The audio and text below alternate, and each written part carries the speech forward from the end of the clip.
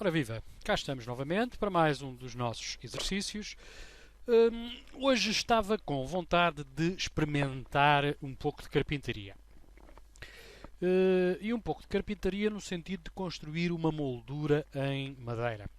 Como não temos nem carpintaria, nem máquinas, nem madeira, pode parecer um pouco complicado. Mas como temos o Photoshop, enfim, tudo se há de resolver. E então aquilo que eu sugiro em primeiro lugar é criar um novo documento de maneira a criarmos madeira.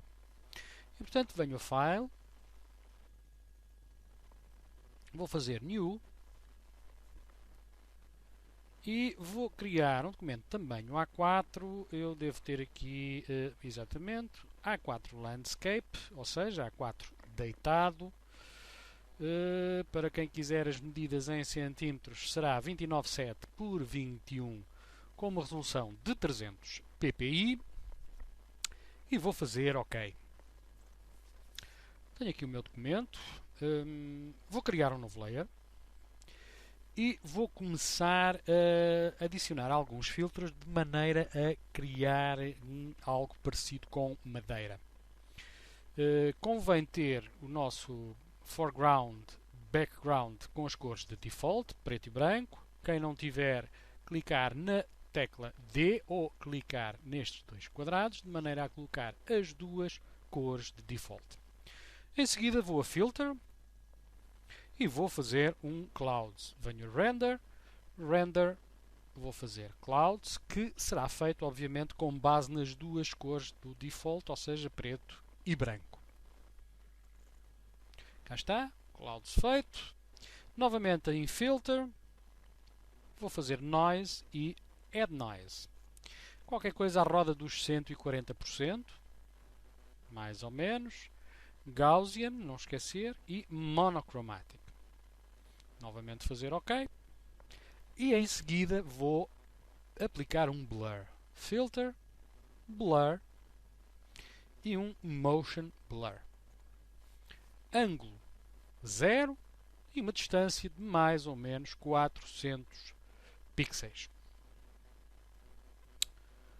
Vou fazer OK e reparem como ficaram as extremidades do meu layer, completamente diferentes daquilo que está na zona central. Ou seja, eu vou só buscar aqui a Marquee Tool só para vos exemplificar. Estas duas zonas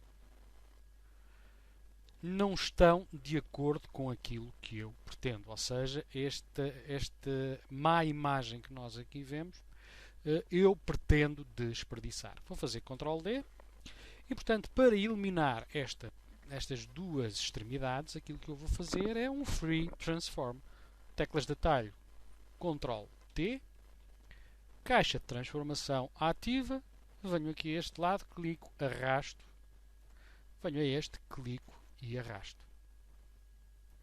Atenção que o facto de eu não ver aquelas extremidades não significa que elas tenham desaparecido. Elas desapareceram sim da visão, do nosso campo de visão. Reparem que elas estão algures aqui à direita e à esquerda, certo? Vamos fazer OK. Vamos esperar que o programa aceite. Já está. Meu Move Tool. Reparem que se eu clicar e arrastar, elas continuam cá. De um lado e do outro. Agora, se eu as quiser eliminar totalmente, é muito simples. Venho aqui à minha Crop Tool, clico, seleciono toda a área visível do meu documento e vou fazer o crop. Significa isto que, findo o crop, tudo o que está fora do meu campo de visão será desperdiçado, será eliminado. Vamos ver. OK. Reparem agora, venho à minha Move Tool, reparem como desapareceram aquelas duas extremidades. Muito bem. So far, so good. Vou agora tentar dar um tom parecido com o tom de madeira. E aqui precisamos de ter muita cautela. Peço-vos para não olharem para os valores, Vejam como eu faço, não respeitem os meus valores, porque a calibração dos ecrãs, dos monitores, varia consoante o monitor. E os dados que eu vou aplicar ao meu Hue and Saturation, venho ao Adjustments, Hue and Saturation, vou clicar. Os dados que eu vou aplicar aqui poderão não servir para vocês. Portanto, aquilo que eu sugiro é que cada um procure qual o tom mais parecido com a madeira que encontra. Em primeiro lugar, vou marcar aqui a caixinha Colorize e agora venho ao slider, ao Hue, e vou procurar um tom mais parecido com madeira possível. Talvez isto, aumentar um pouco a saturação, diminuir um pouco a luz e penso que estará uma madeira aceitável. Eventualmente estes valores poderão servir, mas poderão não servir. Aquilo que eu vos peço é para tentarem vocês mesmos achar a cor mais adequada à cor de madeira. Vou fazer OK. E tenho uma base de trabalho, não é? Tenho uma base de trabalho, fui buscar a minha ripa de madeira, o meu painel de madeira, digamos assim, e agora aquilo que eu preciso é de 4 ripas. Uma para a parte superior da moldura, uma para a parte inferior, uma para a parte lateral esquerda e outra para a parte lateral direita. Eu vou buscar uma linha guia e venho marcá-la aqui nos 4 cm ou, se quiserem, vou andar para trás, vem a View, New Guide, 4 cm, horizontal. Reparem, fazer OK, cá está a minha linha guia nos 4 cm. Venho buscar aqui a minha Rectangular Marquee Tool, vou selecionar toda esta área até à minha linha guia. Se eu agora usar as teclas de atalho Ctrl J, automaticamente vai-me ser criado um novo layer com uma cópia daquilo que está dentro desta seleção. Querem ver? Teclas de atalho Ctrl J e reparem, cá está o Layer 2, que é exatamente uma cópia daquilo que estava dentro da minha seleção. Ou seja, eu copiei esta zona, esta área, ao meu Layer 1. Não é? Muito bem. Significa isto que eu tenho a ripa de cima, a ripa superior. Preciso de uma ripa lateral. Para manter o veio da madeira que se encontra neste sentido, não é? Vocês repararem, se eu fizer zoom, vem o veio da madeira e vem exatamente por isso é que nós demos o Motion Blur para acentuar este veio, o veio da madeira. Tenho a ripa de cima, vou até escrever aqui cima, para não me confundir. Vou criar uma ripa lateral. Não a venho buscar aqui ao Layer 1. Vou simplesmente duplicar esta barra de cima. Tecla Alt, clico, arrasto e obtive um cima copy.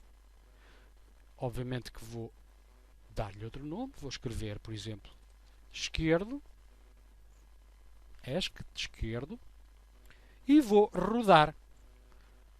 Momentaneamente vou passar para baixo, momentaneamente vou desligar a barra de cima, vou ficar só com a barra esquerda visível, venho a Edit, Transform e vou fazer um Rotate 90 CW ou 90 CW, é mais ou menos indiferente.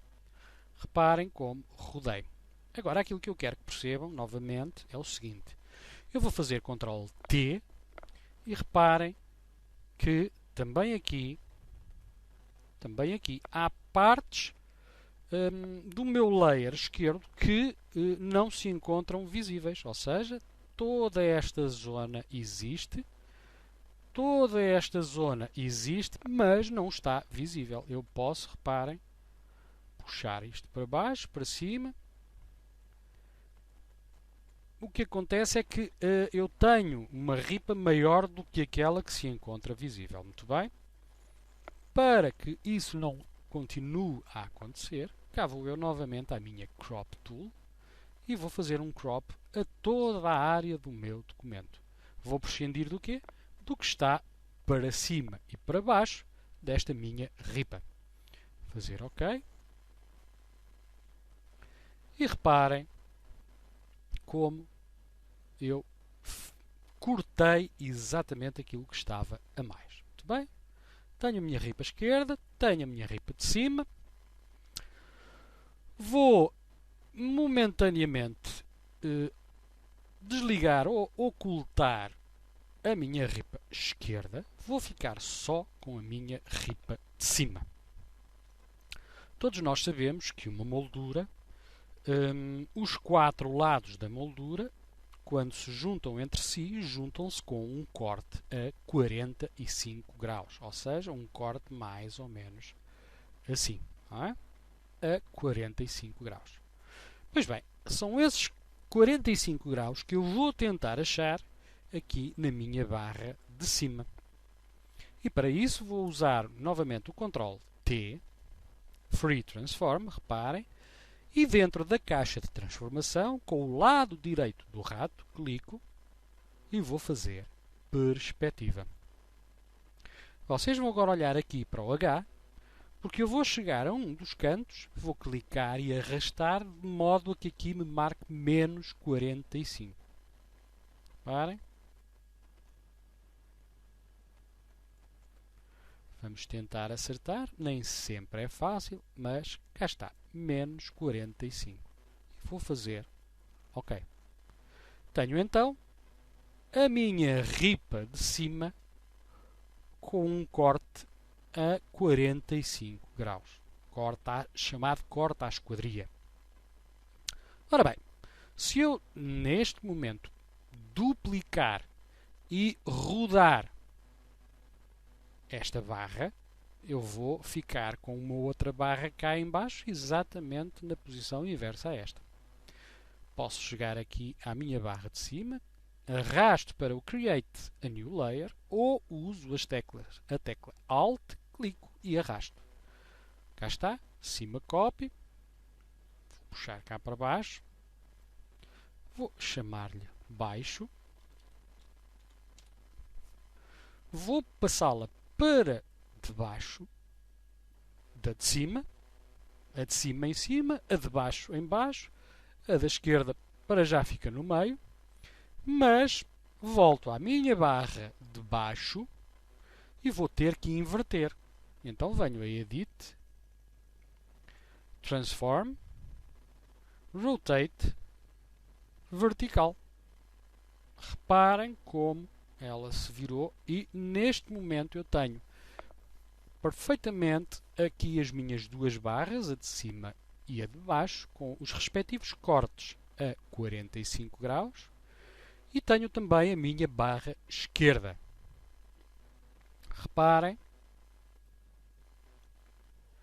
aqui já se vê o corte a 45 graus, porquê? Porque a barra de cima está por cima da barra esquerda, mas aqui embaixo, se virem bem, ainda vemos a barra esquerda por cima da barra baixo. Portanto, se eu passar a barra esquerda para cima, reparem, como também aqui, eu tenho esta barra exatamente por cima da barra cima e da barra baixo, mas constato que a barra esquerda não tem, ela, um corte a 45 graus. Ora bem, para que isto encaixe na perfeição, eu vou fazer um pouco de zoom out, para que elas encaixem uma na outra na perfeição, vamos ver. Se eu usar a tecla Ctrl e vier aqui à barra de cima e clicar, obtenho uma seleção ativa. com esta seleção ativa. Vamos aumentar para vermos melhor aqui o canto, que é o que nos interessa. Reparem que na minha barra de cima eu vou ocultar a barra de cima, vou ocultar a barra de baixo e vou ficar só com a barra de esquerda. Reparem que eu continuo a ter esta seleção ativa. Vejam o meu cursor. Quando entra aqui, diz-me que é para cortar. Se eu sair cá para fora, já não corto. Ou seja, ele corta-me o que está dentro da seleção. Então, como eu tenho a barra esquerda selecionada, se eu fizer Ctrl X, Cut, eu vou cortar à minha barra esquerda esta zona e vou ficar também com um corte a 25 graus. Vamos ver? Teclas de atalho, Ctrl X, Cut, cá está. Fiz um corte a 45 graus. Vou ligar a barra de cima e vejam como ela encaixa na perfeição. Vou fazer o mesmo para a barra de baixo. Não preciso que ela esteja visível, pode estar oculta. Tecla Ctrl, vejam o cursor a mudar, clico e tenho a mesma seleção da barra de baixo, sendo que a barra, o layer que está ativo é o da barra da esquerda. E, portanto, vou aproveitar para cortar esta zona à barra esquerda. Ctrl X e cá está. Cortei esta zona à minha barra esquerda. Se tornar agora visível a barra de baixo, como veem, encaixa na perfeição. Muito bem. Então aquilo que eu preciso de fazer agora é exatamente o mesmo que fiz quando dupliquei a barra de cima e criei a barra de baixo. Tenho a barra esquerda selecionada, tecla de atalho Alt, vejam o cursor a mudar, clico, arrasto e fiz uma cópia. Encosto aqui ao canto e agora vou rodá-la. Edit, venho a Transform, Flip horizontal. E reparem como encaixa na perfeição. Estão a ver? Neste momento, com a minha moldura perfeitamente construída e encaixada, reparem que eu com uma barra fiz as outras 4. Vou pôr a barra de cima em cima de todos. Esta, como vocês veem, este layer 1 não voltei a precisar dele. Agora aquilo que posso fazer é clicar na barra de baixo, tecla Ctrl e vou selecionando as outras 3 barras de maneira a ter todas as barras, ou seja, as 4 barras que compõem a minha moldura, selecionadas. Venho a Layer e vou fazer Merge Layer. E vou ficar com as 4 barras num único layer. Como veem, tenho aqui o meu layer cima. Para finalizar a primeira parte deste nosso exercício, aquilo que eu vou fazer é dar um layer style. Tentar dar alguma dimensão à nossa moldura. Então venho a Add a Layer Style e vou fazer um Bevel and Emboss. Reparem como a minha moldura vai começar a ganhar dimensão. Vou dar talvez 25 e vou aumentar aqui o depth para a casa dos 500 e vou fazer OK. Reparem como conseguimos criar madeira, conseguimos cortar as barras com os cantos a 45 graus, conseguimos fazer uma junção perfeita e neste momento já temos inclusive uma moldura com volume. Obviamente que este exercício ainda tem muito para andar, estamos sensivelmente a meio. Eu vou ficar por aqui, nesta primeira parte, vou permitir que todos vós consigam chegar até aqui. Não é fácil, digo-vos desde já, este exercício é um pouco complicado, por isso é que eu vou fazer estas pausas. A pouco e pouco vamos tentar chegar aqui. Se precisarem de ajuda, não hesitem um segundo.